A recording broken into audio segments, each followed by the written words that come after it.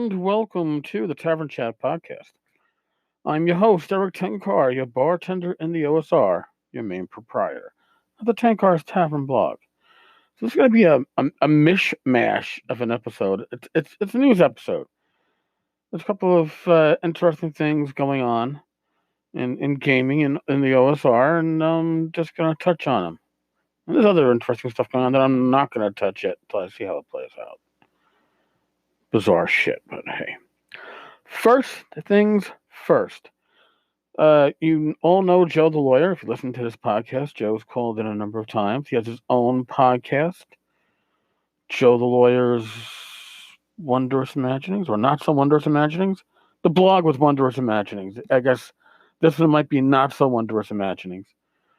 But I spoke with Joe today, and we are trying to find the time to get together and do one of our crossover podcasts, like a not so wondrous tavern chat or some shit like that. And initially, we were talking about doing it on Discord, but instead, I think we are going to find time to do it at Rattle and Hum. Rattle and Hum is a really cool bar with an amazing amount of beers on tap in Midtown Manhattan. It is literally across the street from the Complete Strategist. Joe and I have been there a couple times. If we do this, it will be on a weekend. Could be this coming weekend. If I don't go away, we'll see. It'll do Joe, possibly his brother. I'm pretty sure Rach will like to get involved, and myself. We'll record from a phone in the middle of a bar, so if you think that some of the Game Hall episodes were kind of cool with the ambient background noise, we aim to continue that. I also will suspect it'll be a longer episode than you are used to getting from either me or Joe in general, but it will be a good time when we do it. So we don't have a date on the calendar yet. When I do have one, I will announce it. And if anybody in the New York area wants to come down and hang with us, we would never say no. The Strat, if you do it on Sunday, the Strat's open from 12 to 5 on Sundays. So, always a good excuse to go game shopping, right? Number one. Number two. Dun, dun, dun. We have the reemergence of an old school blog. Now, I'm thrilled. James Smith used to do Dreams of Mythic Fantasy. It was pretty much an OSR news site. He's brought it back. Woohoo! He also has a patron for it. And I will put a link for the patron and the blog in the show notes here. But if you want to go to the blog, it is dun dun dun. I just had it up here. Why can't I find it? Oh, there we go.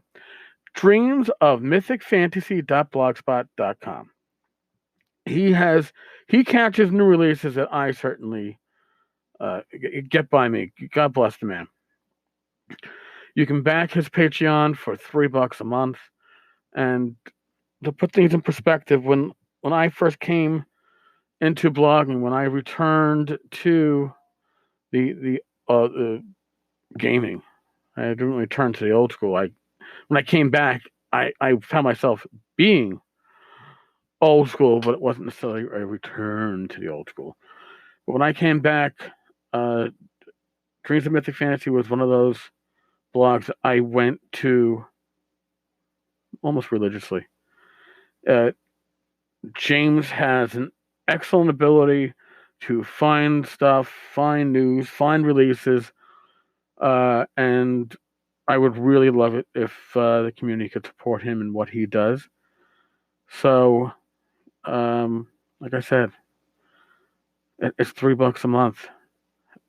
Not bad. Not bad at all. All right. I can see the dog is about to go into a barking fit, so I am going to take a short break, and I will be back with the rest of this episode. Give me a sec. All right. So, the other big news today RPGNow is merging fully into Drive-Thru RPG. I'm going to give you some of what was sent to me, and then we'll go further into it. Dear publisher, starting in February 2019, all elements of the RPGNow tool pages and storefront will redirect to similar pages on Drive-Thru RPG. You will most likely know this, but since RPGNow and Drive-Thru RPG first merged as a business back in 2006. Now, I'm going to say holy shit, because that's way before I started blogging. And I remember the separate storefronts, and I remember I want to start separate entities. And Drive-Thru usually had a freebie of the week or whatever, and you could download it. I think the Gamma World well, I don't know what edition it really was, but using the third edition rules that were then licensed out to White Wolf, I remember you could grab that for free, but you had to have like Adobe Acrobat rights software on your computer, or else you couldn't use it. Oh my God, that was a marketing fail.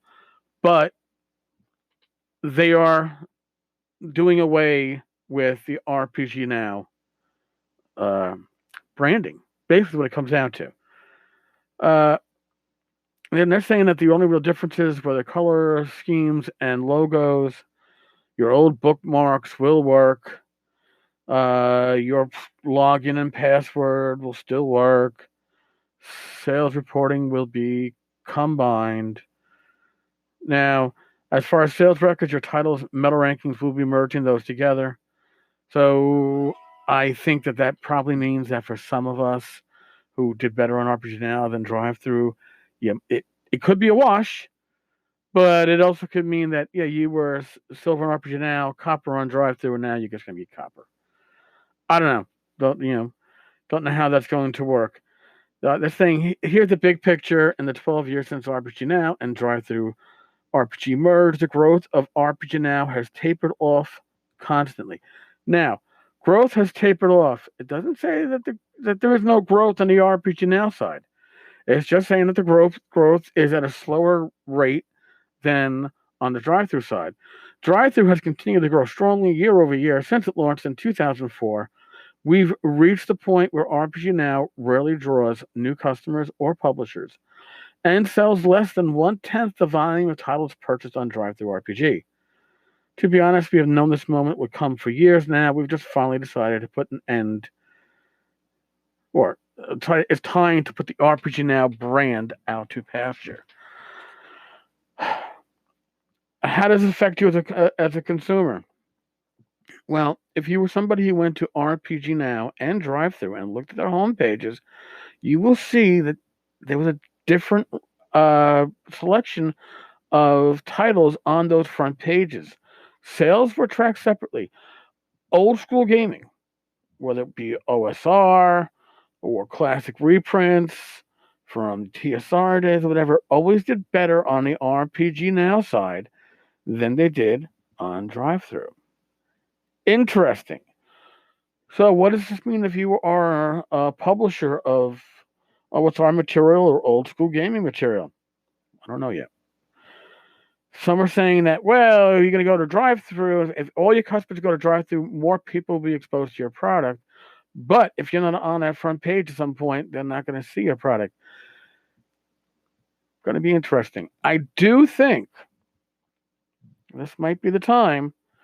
If there's another entity out there looking to get into online sales, to be a hub, like the One Bookshelf sites were, and you want to, like they're saying, the market for RPGNow is 1/10 that or less of Drive-Thru. So if you're going to aim for that market that they are effectively trying to merge in, but those merges always obscure the smaller stuff. If you're going to aim for that market, you'd do a lot of research and come out fist swinging and be willing to take a loss up front just to get a market share. I'm talking out of my ass.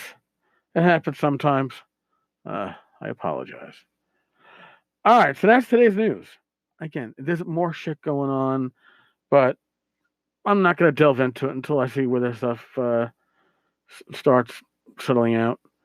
I think Joe the Lawyer said it really well on his podcast, where he said basically treat people not necessarily how you want to be treated, because some of us have our own personal issues, but treat them as you would want the most important person in your life treated: your child, your spouse, your parents, your sibling. And if you go through life that way, there certainly would be a lot less drama, wouldn't there? So, Joe, good words. All right, folks. Thank you for listening. Thank you for stopping by. If you like what you hear on this podcast, and if you are listening on iTunes, you can give us a ranking, 5 stars perhaps. Certainly give us a review. I like to hear what people are saying. And stay safe. Be well. God bless. Thanksgiving is coming up here in the States, but wherever you are, take some time out over the next couple of days and identify what you should be thankful for. You know, I know what I'm thankful for. Above and beyond all else, my wife, Rach. But I'm thankful for much, much more. She's just the cherry on top of the sundae. All right, folks. I'm going to bow out now. I will talk with you all on the flip side. Later.